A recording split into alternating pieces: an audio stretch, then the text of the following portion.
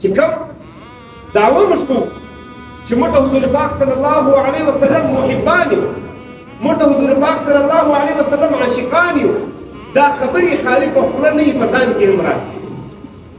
بیا وګوري چې په کور کې زما د خپل بچیانو، د خپل کور والاو، د وروڼو، د مشرانو سره کم سلوک دی. دا زما د خواهشاتو مطابق طرز عمل زندگی ده که د حضور پاک صلی الله علیه وسلم په خصوص طریقه باندې ده. زما په محله کې د پړوسیانو سره کم طرز عمل زندگی ده. زه چې روزم زما په ښار او په علاقه کې کم طرز عمل زندگی ده. زه وګورم زما معیشت او معاشرت په کومه طریقه باندې دي، زما عائلي او خانداني زندگی پر کومه طریقه باندې ده، زما اخلاقیات کوم دي، زما د عباداتو کوم حال دی او زما د عقایدو کوم حال. په ټولو شعبو د دین کې به د حضور اتباع کوو صلی الله علیه و آله وسلم.